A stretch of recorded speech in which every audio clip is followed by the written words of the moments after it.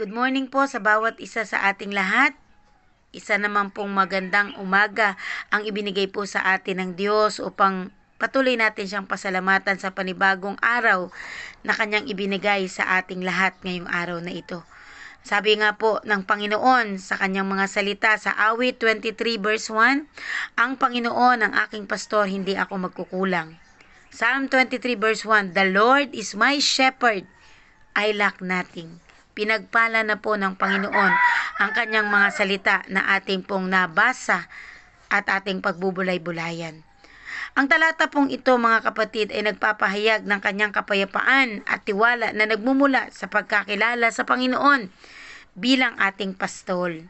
Tulad ng isang pastol na nag-aalaga at gumagabay sa kanyang mga tupa, ay binibigyan tayo ng Diyos ng mga pangangailangan natin at ipinagkakaloob niya ang kanyang proteksyon at gabay, na kung saan tinutukoy ng talatang ito na kapag kasama mo ang Panginoon, hindi ka pagkukulangin ng Diyos, pisikal, emosyonal o espiritual na aspeto, sapagkat pinapaalala sa atin na maaari tayong magtiwala sa kanyang kalinga at paggabay at maaari tayong magpahinga sa katiyakan na siya ay tapat at magbibigay sa atin ng lahat ng ating pangangailangan.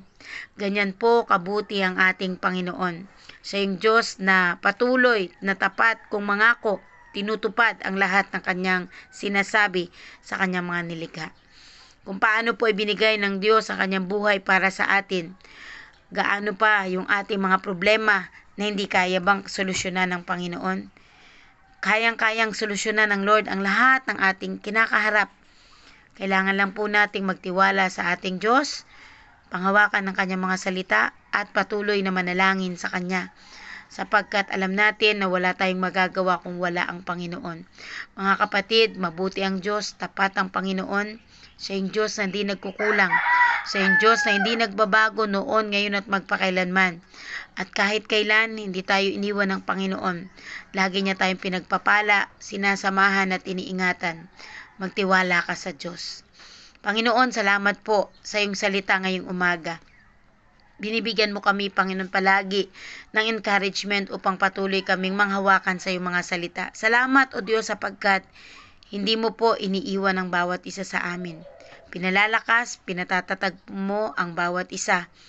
Lord, hayaan mo po sa lahat ng mga anak mo na napanghihinaan, ikaw po ang maging kalakasan nila. Sa lahat ng mga nalulumbay, ikaw ang kanilang maging kagalakan.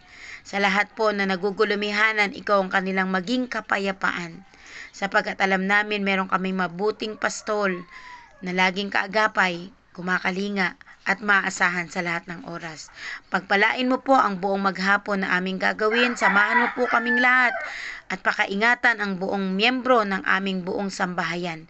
Salamat po sa iyo, O Diyos. Pinagpala mo na ang iyong mga lingkod sa umagang ito. Sa pangalan ni Jesus, in Jesus' name. Amen. Magandang umaga po sa ating lahat. God bless us all.